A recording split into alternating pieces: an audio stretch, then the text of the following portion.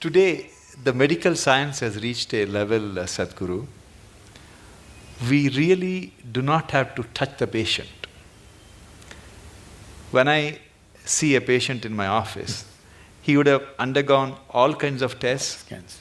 Everything is done, all the images are displayed, history is written, everything is planned.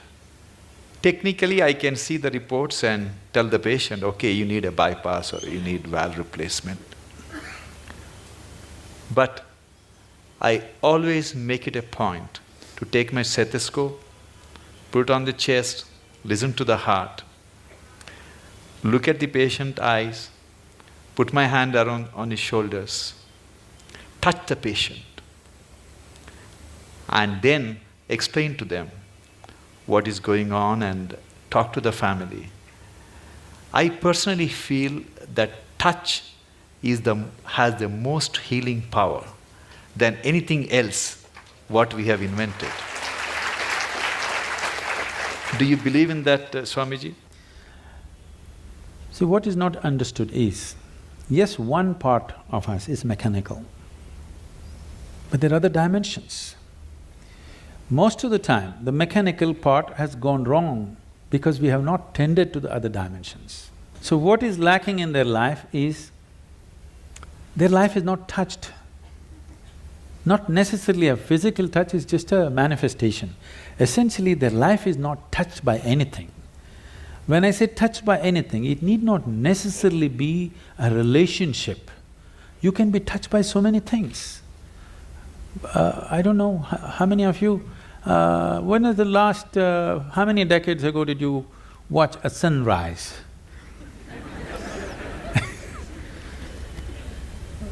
Or a sunset, or a moonrise. I'm saying not touched by anything. When was it the last time you waited for a flower to bloom? No such thing. When is the last time you paid an attention to a butterfly or a leaf or a flower or another human being? You're… of course, you don't like faces, you like the Facebook. I'm saying contact with life, whether it's human, animal, plant life, or just elements around you, just that. How many people even take a moment to even look at the food that they're going to consume with a little bit of involvement, or are they touched by it? No. So at last, either a doctor has to touch it, or in the end, undertaker will touch you. You know, somebody will touch you, things gone bad, somebody has to touch you. So, does touch have a relevance? Tremendous relevance. Touch need not always be physical, it can be in so many different ways. If you are not touched by life, you are a dying life, you are not a living life. It may happen to you after some time, but it's happening, you're in progression. Because what you call as life, even in the physical level, it's medical knowledge for everybody now. The number of cells you have is more than the number of stars in the Milky Way, okay? Every day, over 600 million billion cells are dying and new cells are being born. That means every second, 10 million cells are dying and 10 million new cells are born in your body. If you just leave the old guys, if you just take charge of these new 10 million cells every second that's coming up in your body, if you structure them properly, create them properly, if you have some say in how they will happen, if you have some influence as to how these fresh cells are born, your heart should be fixed, your brain should be fixed, everything should be fixed, because that is the level of opportunity you have to rejuvenate your life second to second. But because you're totally oblivious to life, when I say oblivious to life, I want you to look at this.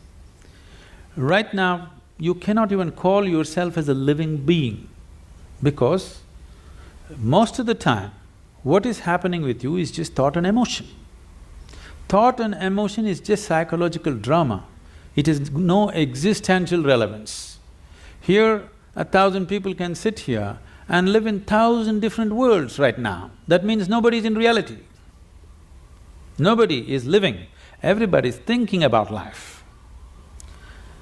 Psychological space, what happens, has unfortunately overtaken the existential process of life. You do not experience life, you're only thinking and reacting to situations around you. Thought and emotion is dominating everything. So right now, today morning, sun came up on time. You don't think much about that. Okay, so what? Now you need to understand, if sun does not come up tomorrow morning, within 18 hours, all life on this planet will largely cease as we know it. So I'm telling you, sun came up on time today morning. I want to hear appropriate noises. Yeah. None of the planets in this solar system collided today. In the whole universe, no accidents. In this endless cosmos, no accidents, everything going right. But you have one nasty little thought crawling in your head and it's a bad day.